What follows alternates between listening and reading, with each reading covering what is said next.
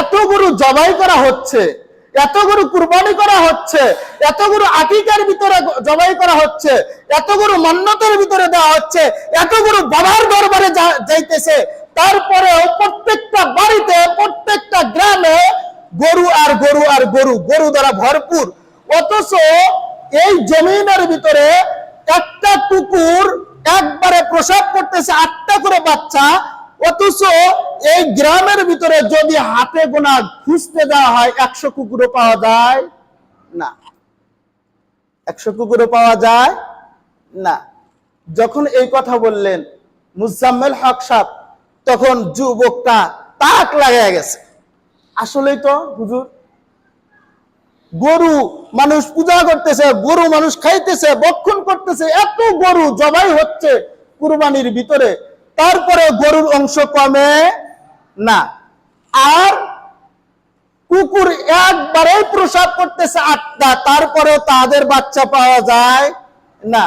আল্লাহ পাক রব্বুল আলামিন এই জন্যই বলছেন যে লাআল্লাকুম তাত্তাকুন। আল্লাহু আকবার। বান্দা যখন তাকওয়া নিয়ে, আল্লাহর ভয় নিয়ে বিসমিল্লাহ আল্লাহু আকবার করে জবাই করে, প্রত্যেকটা বিসমিল্লাহর ফোঁটার ভিতরে আল্লাহ পাক আসমান থেকে বৃষ্টির ন্যায় রহমত নাজিল করে দেয়। বাহ্যিক দৃষ্টিতে তোমাদের অংশ কম হতে পারে, কিন্তু আখিরাতের জগতে ও যুবকরা তোমরা দেখতেছো সুদ দিলে কারে মাল বৃদ্ধি পায় না, না না। দেখো সুদ দেওয়ার কারণে তোমার জীবনের ভিতরে হাজার হাজার টাকা কামাই করতেছো, তুমি হাজার হাজার টাকা সুদের টাকা কামাই করো, কিন্তু ডাক্তারের পিছনে একবারেই তোমার লাখ লাখ টাকা চলে যায়, তোমার পিছন থেকে বালা মুসিবত দূর হয় না, তুমি বিপদের ভিতরে সব সময় পড়ে আছো, পেরেশানির ভিতরে চলে আসো, তোমার পরিবার পরিজন নিয়ে হট্টগোল, সমাজের ভিতরে তোমার কোনো দাম নাই। আর যে ব্যক্তি সুদ খায় না, ঘুষ খায় না, একমাত্র আল্লাহ তাআলার ভয়ে, আল্লাহ তাআলার ভয়ে মালের যাকাত দেয়, শরীরের যাকাত দেয়, অঙ্গ প্রত্যঙ্গের যাকাত দেয়, আল্লাহ পাক রব্বুল আলামিন ওই অঙ্গ প্রত্যঙ্গের ভিতরে, ওই শস্যের ভিতরে, ওই জমিনের ভিতরে, ওই দেহের ভিতরে আল্লাহ তাআলা বড় বড় বিপদগুলো কাটাইয়া রহমতে সকিনা নাজিল করে দেয়, রহমতে সকিনা নাজিল করে দেয়। মানুষ শস্যের ভিতরে যাকাত দিচ্ছে, দান গারে একটা, কিন্তু দানের ফলনটা হয় কত বেশি। অনুরূপ ভাবে যদি বান্দা তাকওয়া নিয়ে, আল্লাহর ভয় নিয়ে, বান্দা যদি আল্লাহর ভয় নিয়ে একমাত্র আল্লাহর ওয়াস্তে যে কোনো কাজ করবে, আল্লাহ তাআলা ওই বান্দাকে অটোমেটিক সমস্ত বালাত থেকে, বড় বড় বালাত থেকে অটোমেটিক বান্দাকে হেফাজত করবে। এই জন্য হেফাজতের মালিককে, রিজিক দেওয়ার মালিককে।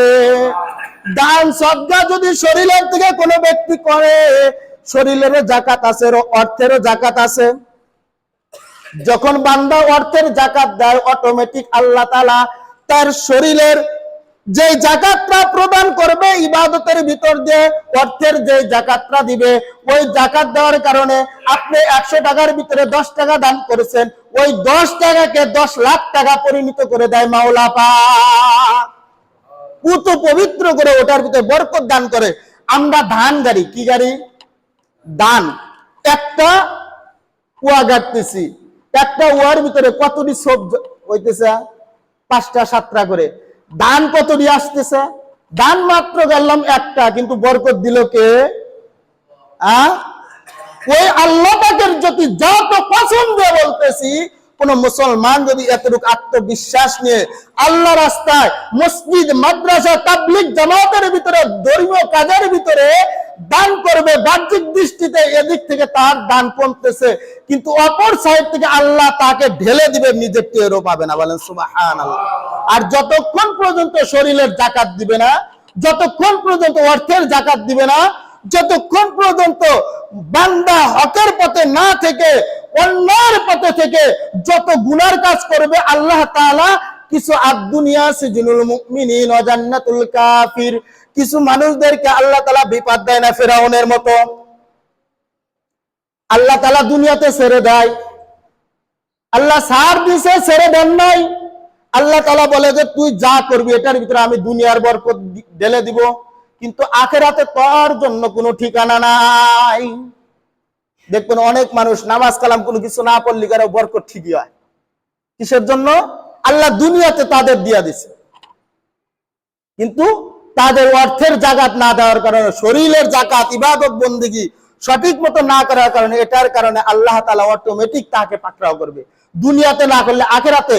আর যারা বিপদের ভিতরে পড়বে, মুমিনদের যদি বিপদ দেয়, এটা মনে করবেন যে আল্লাহ তাআলা অটোমেটিক আপনার থেকে গুনাহগুলোকে মাফ করে নিচ্ছেন। বলে সুবহানাল্লাহ। মুমিনের বিপদ এটা গুনাহ মাফের জরিয়া, মুমিনের বিপদ গুনাহ মাফের জরিয়া। শরীরের জাকাত ইবাদত বন্দেগী, অর্থের জাকাত টাকা পয়সা